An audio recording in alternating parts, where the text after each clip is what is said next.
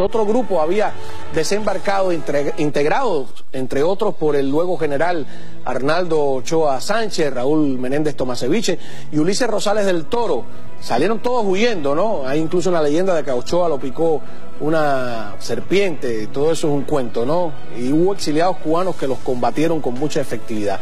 En realidad, desde el mismo 59, el régimen castrista se dedicó a subvertir el orden en Venezuela de forma violenta, a patrocinar sabotajes, asesinatos y un tenebroso etcétera. Es irónico que Maduro hable de intervencionismo norteamericano, cuando el verdadero intervencionismo ha sido el castrista.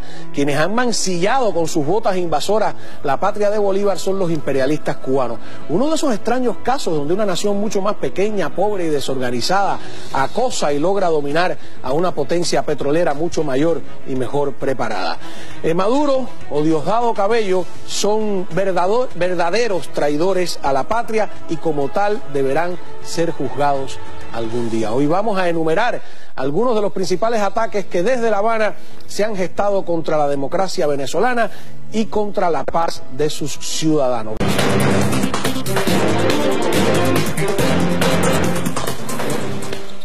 Bueno, muy bien. Tenemos en la mesa a Orián Brito, periodista venezolano, que es productor del noticiero de las 5. Ya les he dicho todos los disparates que yo digo ahí. Cúlpenlo a él. Y las genialidades también, ¿no? También. Muchísimas gracias, Orián, ¿no? Yanisset Rivero, escritora, activista de derechos humanos, que es cubana, pero que vivió en Venezuela mucho tiempo y que conoce bien el país. Incluso conoces Machurrucuto, ¿no? Sí, cómo no. Ahí tienes una anécdota incluso sobre ese tema. Esta es una historia que en su época fue muy sonada, pero que se ha olvidado, ¿no? Que es la agresión permanente de Cuba a Venezuela, y este caso específico de las invasiones del 66 y del 67, esta de Machurrucuto se cumplen exactamente ahora, el 8 de mayo se cumplieron 50 años. Pero quiero empezar con algo de actualidad. Una foto de Díaz-Canel, que es este señor nombrado como vicepresidente, que algunos con ingenuidad creen que sí, que va a heredar el poder en Cuba, que llega a la toma de posesión de un personaje que se llama Lenin. Ahora el presidente de Ecuador se llama Lenin. ¿Y qué pasa? Que llega en un avión venezolano. Habíamos visto que Chávez y eso viajaban en aviones cubanos, pero ahora vemos que el vicepresidente cubano va en un avión de PDVSA. Increíble. Viajando con el dinero de los venezolanos. Increíble. ¿Cómo tú lo ves? Bueno, esto es una muestra más de esa colaboración entre esta crisis que hay en todo caso de PDVSA. Yo estaba leyendo esta mañana un artículo casualmente que indicaba que la corrupción en PDVSA era peor que incluso que la de Odebrecht. Fíjate tú, Cao, que cuando Chávez llegó al poder, él criticaba esta cosa de las colitas de PDVSA. Él decía que eso se iba a eliminar. Y bueno, vemos, esto es una falta, esto realmente es traición a la patria, podemos decirlo así, a los bienes del Estado utilizados al servicio de otra gente sin permiso de nadie, sin contraloría y sin nada. Realmente me parece asqueroso. Yo no tendría otro adjetivo para decirlo. Mira, Yanisset, te quiero invitar a ver esta cronología del intervencionismo cubano. Es curioso porque cuando Fidel llega al poder, el primer país que visita es Venezuela. Tú dices, bueno, ¿y por qué Venezuela? Ah, porque en Venezuela estaba Rómulo Betancourt. Y bueno, todavía no estaba Rómulo Betancourt. Había un hombre fuerte, que era un hombre de izquierdas en ese momento, con un nombre extraño, ¿no? Wolfman Larrazábal. Sí. Sí, porque era la transición entre la dictadura de Pérez Jiménez y la democracia. Exactamente, pero este Larrazábal era un hombre de izquierda y Fidel Castro quería crear un frente ya desde tan temprano contra Estados Unidos, ¿no? Y quería apoyar a este hombre en vez de la transición democrática a la que tú te refieres. Venezuela decide ir a elecciones, sale Rómulo Betancourt y Rómulo Betancourt no entra en esta jugadita con Fidel Castro, para nada. Y entonces Fidel Castro decide sacarlo del poder a como dé lugar. Mira tú qué bronquita, ¿no? Ya había mandado tropas a Panamá, ya había mandado tropas a República Dominicana, porque en el mismo 59 quiso clonarse por toda América Latina. Además, yo creo que la visita de él a Venezuela fue larga, no fue una visita normal de un jefe. No llegó a ser como la de Chile, que duró la de no Chile se sabe cuánto tiempo. Sí, la de Chile fue pero más larga. Sí fue larga. Tenemos, no sé si la producción prefiere que empecemos por ahí, una cronología un poquito larga, pero que nos va a poner de todo. Yo lo resumí porque todo es demasiado, 1959, primer país que visita Fidel Castro tras llegar al poder, ya explicamos qué pasa. 26 de julio del 60, la embajada cubana organiza una marcha en Caracas, ¿no? Pero esa marcha en Caracas empieza a crear una serie de problemas tremendos. Tal es así que el 24 de agosto de ese mismo año, apenas casi un mes después, sorprenden a personal diplomático entregando $400.000 a la oposición de Rómulo Betancourt para desestabilizar el gobierno. Por ahí está incluso el nombre de este diplomático que es sorprendido, ¿no? Diciembre de 1960, fíjate, incautan cargamento de armas proveniente de Cuba. Abril del 61, incautan otro cargamento de armas proveniente de Cuba. Mayo del 61, proliferan focos guerrilleros fomentados por Cuba. La embajada cubana promueve levantamientos en unidades militares. Seguimos, vale la pena que lo veamos todo de un viaje.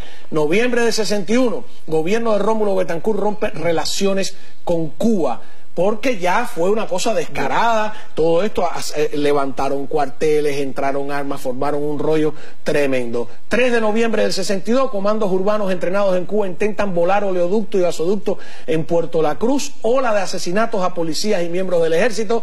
Seguimos, mire, vale la pena. 64, enero, 8 barcos pesqueros, 8 pesqueros entre comillas, esa comillas las puse yo, zarpan de La Habana con armas para Venezuela, ¿no? Febrero del 64, la OEA condena a Cuba por la agresión a Venezuela. Mucha gente dice, no, porque el problema de Cuba con la OEA, no fue gratuito, es que lo que estaba armando en América Latina era tremendo. En ese momento la mayoría de los países rompe relaciones con Cuba, de los países latinoamericanos. 65, julio, se produce un desembarco combinado de cubanos y venezolanos en la región oriental del país. Y ahora llegamos a este 8 de mayo del 67, donde el buque cubano Sierra Maestra zarpa de Santiago de Cuba con un dispositivo guerrillero e invade Venezuela. Son derrotados y capturados los militares cubanos Antonio Briones Montoto, que estaba tratando de escapar, de montarse en un barco, lo toman prisionero, luego aparece muerto, Cuba dice que lo asesinaron, etcétera, etcétera. Manuel Gil y Pedro Cabrera se dan a la fuga, pero los capturan y cumple, yo creo que por lo menos Manuel Gil cumple como 7 años de cárcel en Venezuela. Yo no sé si Carlos Andrés Pérez, que lo suelta después. Ulises Rosales del Toro, Raúl Menéndez Tomasevich y Arnaldo Ochoa Sánchez habían estado en una invasión, ya estaban en Venezuela. Estamos hablando, oye, de la élite militar. Toda esta gente llegaron después a ser ministros, jefes de estados mayores. Tomasevich era el que había dirigido lo que ellos llamaron la lucha contra bandidos, que es como le llamaron despectivamente a los guerrilleros del Escambray. Y hay, que hoy encontré, una cantidad de datos sobre guerrilleros venezolanos que participaron en esa contraguerrilla del Escambray para entrenarlos en Venezuela. O sea, si usted cree que en el 67 terminó todo, no, es que me cansé. Después siguieron y siguieron y siguieron hasta que dan este golpe de estado frío a través de Hugo Chávez. Yo recuerdo el día que Hugo Chávez sale de la cárcel, discúlpame, y además la introducción que sea un poco larga. Es gracioso porque el día que Hugo Chávez trata de darle el golpe a Carlos Andrés Pérez, Fidel manda una nota en el año 92. Ajá, manda una nota condenando el golpe. ¿Por qué? Porque Carlos Andrés Pérez es el que restablece las relaciones diplomáticas con Cuba, que se habían roto con Rómulo. Con Rómulo Betancourt. Pero cuando sale de la cárcel, ¿no? ¿Qué hace? Se lleva a Hugo Chávez a Cuba, le da un recibimiento de jefe de Estado y ahí empieza toda esta segunda ocupación que ya ha llegado a límites horrorosos. O sea, esta es una vieja historia. ¿Por qué Venezuela? ¿Por qué Venezuela? Que Venezuela estratégicamente en Latinoamérica tiene una posición extraordinaria. Además de eso tiene riqueza, tiene petróleo, tiene minerales, o sea, Venezuela es un país rico, muy necesario para promover esto que el régimen desde sus inicios quiso promover, que es el comunismo en todos los países latinoamericanos, y lo trató de hacer en Chile.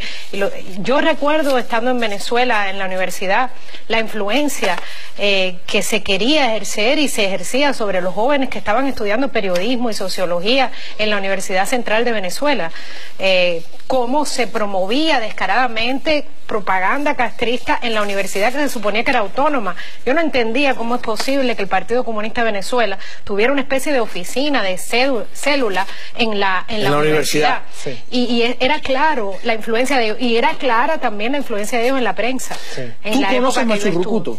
Yo conozco Machurucuto y viajé mucho a Machurucuto casi todos los fines de semana cuando yo vivía en Venezuela, en Caracas, porque un tío mío, expreso político por cierto, pues tenía un negocio de venta de langostinos. Y ahí se sabía que había... Y en la misma casa, o sea, en el lugar donde desembarcan esta gente... Se hablaba de eso, la gente, el pueblo recordaba que eso había pasado. Viejos yo creo que conocían un poco de lo que había pasado. Mi tío es el que me dice, ¿tú sabes lo que pasó aquí en esta casa? Aquí en esta casa fue donde desembarcaron los cubanos en el año 67, por eso conozco la historia y todavía se hablaba de... ¿Por qué entonces en el imaginario venezolano se puede ser antiimperialista, antinorteamericano y no antiimperialista, castrista, que son los que de verdad han invadido? ¿Por qué? Yo creo que quienes tienen ese concepto de supuesto antiimperialismo hoy en día son la gente que sigue al gobierno venezolano. Porque la gente, el venezolano como tal, el venezolano que trabaja, el venezolano que se ha preparado, es una persona que más bien trabaja y le encanta pasar vacaciones en Miami, le encanta darse pues ese tiempo, eso por decirlo de forma, lujos. Entonces yo creo que el único antiimperialismo son de quienes siguen en el gobierno y creo que es porque no lo han conocido. Vamos a una pausa. Cuando regresemos tenemos el comentario sobre esa invasión cubana hace 50 años a Venezuela de uno de los exguerrilleros, miembro del MIR, esa organización que ellos clonaron no solo en Venezuela, sino también en Chile, etcétera, etcétera, ¿no? Que dice, recordando lo que sucedió y las razones que tenía Fidel Castro, que repetimos, hay grandes testimonios de hasta último minuto dando orientaciones a los invasores. Ya volvemos. Hace días que está dando vueltas por las redes sociales este uniforme de la Policía Nacional Bolivariana con este carnet de identidad cubano, ¿no? De un señor, Lázaro Guerra, que parece ilustrar que hay policías nacionales que en realidad son cubanos. Y esto que puede parecer fantasioso, yo digo que tienen razón los venezolanos en creer que puede ser cierto, porque... miren lo que ha pasado, miren cuál ha sido la historia de intervencionismo. Yo recuerdo, mi testimonio personal, llegar con un camarógrafo de Telemundo, con Israel, al cuartel de campaña de Chávez cuando todavía no había ganado las primeras elecciones. De sorpresa, llegamos ahí de casualidad. Oye, todo el mundo era cubano. Y cuando entramos, que no teníamos el micrófono escondido, un cubano de esos bigotudos dijo, oye, ahí está lo de Miami. O sea, ya nos tenían localizados, no habían llegado al poder y todo su cuartel de campaña estaba totalmente dominado por los cubanos, pero nos quisieron arrestar además, gracias a algunos periodistas de la radio de Venezuela que son guapos y dijeron, no te lleva esta gente, siempre, si no nos llevan. Sí, yo sí creo que hay indudablemente una invasión de cubanos en instituciones del Estado, sin duda. Se dice que cuando en Venezuela, por lo menos ahorita que hay tanta desinformación, cuando surgen rumores, cuando surge esta situación, hay una creencia que hay una sala situacional controlada y bueno, la parte médica también ha sido penetrada por cubanos. Yo creo que las decisiones que se toman en Miraflores son consultadas actualmente pues en La Habana, indudablemente, y bueno, vimos todo el respaldo que le ha dado a los atropellos que cometió el gobierno. Tengo a un diputado de la Asamblea Nacional, Orián, Luis Florido, que denuncia la presencia de activos cubanos en Sucre, según testimonios de los vecinos de la zona que fueron fuertemente reprimidos recientemente. Estamos hablando de un ejército dirigido por cubanos. Vino a arremeter contra vecinos venezolanos. ¿Qué dirán en este momento los miembros de la Guardia Nacional? ¿Qué dirá el ministro de la Defensa, Padrino López, con respecto a lo que vivieron los vecinos? No son mis palabras, son los testimonios de los vecinos.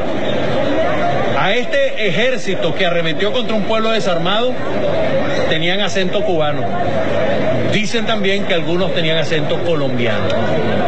Es decir, que vinieron a pisar tierra sagrada de nuestra nación, que en su momento liberó Simón Bolívar y que ahora ha sido pisoteada por un ejército invasor que arremete contra vecinos, contra ancianos, contra mujeres, contra niños, contra jóvenes.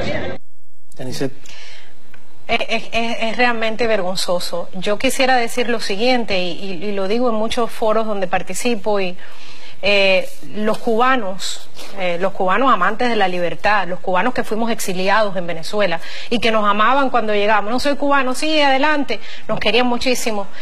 Nosotros no somos, es el castrismo el que está haciendo esto, porque muchas veces hay ya un rechazo visceral a Cuba. Lamentablemente, y lamentablemente es por esto, o sea, es una vergüenza que el régimen castrista esté usando nuevamente, como lo ha hecho en África, lo ha hecho en Centroamérica y lo continúa haciendo, cubanos para invadir otros países y para reprimir y hacer daño físico a otras naciones. Y mira, yo el otro día estaba leyendo un comunicado de estos rumores que salen. El lenguaje, yo llevo muchos años trabajando con el tema de derechos humanos en Cuba. Sí. El lenguaje utilizado es un lenguaje castrista. Para mí era evidente que ese comunicado había sido escrito por un cubano, hablando de rumores y cuestiones que estaban ocurriendo dentro de Venezuela. Es una vergüenza, pero yo quisiera decirle a la comunidad venezolana, identifíquenlo como castristas. El gobierno o el régimen castrista, el régimen comunista de Cuba, pero no los cubanos. Los cubanos amantes de la libertad amamos Venezuela. Para mí Venezuela es mi segunda patria, donde aprendí a ser libre, donde conocí la libertad, y me duele tremendamente lo que ocurre en Venezuela, y estoy segura que los cubanos exiliados aquí y los cubanos de la oposición dentro de Cuba, que me lo han dicho, están muy consternados que esto ocurra y que un pueblo tan querido como es el pueblo venezolano rechace a los cubanos. La televisión cubana dentro de la isla no pone nada de esto, por supuesto. La gente prácticamente no sabe, si te informas nada más por los medios oficiales, no tienes idea de lo que está pasando ahora en Venezuela, de los muertos, que en la primera etapa, en el 2014, fueron 43 muertos y ahora vamos por 56. 56. Estamos hablando 6, 7, 8, 9...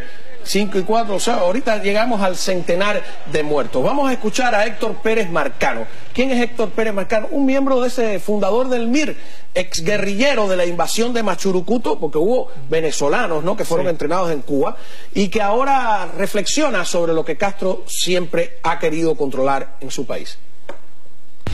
Ya en esa época se intentó por la vía armada controlar el petróleo venezolano.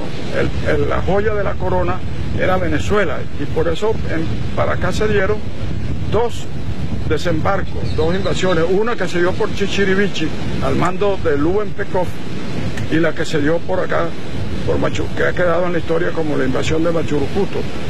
Ya desde ese entonces Fidel pensaba en el petróleo venezolano. Hoy día, lamentablemente, el legado de Chávez ha sido legarnos como colonia.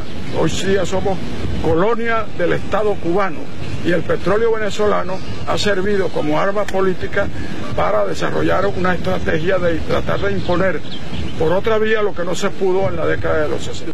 Antes de pasar a un segundo comentario de Héctor Pérez Marcano, que eso es una reunión de protagonistas de ambos bandos, ¿no? Yo quiero invitar públicamente, de verdad, a Manuel Gil Castellanos, que es uno de los cubanos que fue arrestado, ¿no? Murió Briones Montoto, él fue arrestado, que cumplió yo creo que unos 7 años de cárcel en Venezuela, y que después regresó a Cuba, y que ahora me dicen vive aquí, ¿no?, fuentes que vive aquí, ¿no? Es importante tu testimonio, Manuel. Es importante porque hay gente que cree que todo esto es mentira. Si ya estás viviendo acá entre nosotros, pues ofrece tu testimonio. Te ofrezco sin duda el espacio aquí para contar, ¿no? Tú eres el que viviste esos eventos, me parece muy importante. Vamos a una pausa. Y en cuanto regresemos, más de Héctor Pérez Marcano, el exguerrillero de la invasión de Machurucuto venezolano, que habla de cómo es la invasión hoy en día, ¿no? Me parece importante cuando usted vea y diga, hay cubanos metidos, no, eso es fantasía, no ha sido fantasía a lo largo de la historia. Ya regresamos. Ahora tenemos una invasión de Cuba, una invasión cubana en Venezuela. Fue una invasión concertada entre Fidel Castro y Hugo Chávez Frías, concertada y consentida. Una invasión ahora de tipo pacífica, pero donde los cubanos están controlando las áreas estratégicas del país.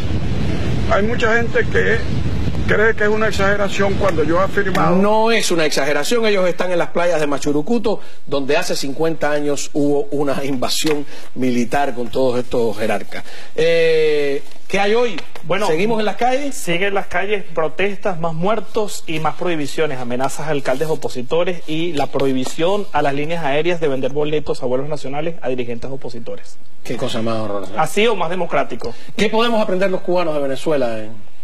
Que el pueblo permanezca en la calle, yo creo que está dando un ejemplo de dignidad y de coraje tremendo. Los cubanos estamos inspirados por el pueblo de Venezuela. Ok.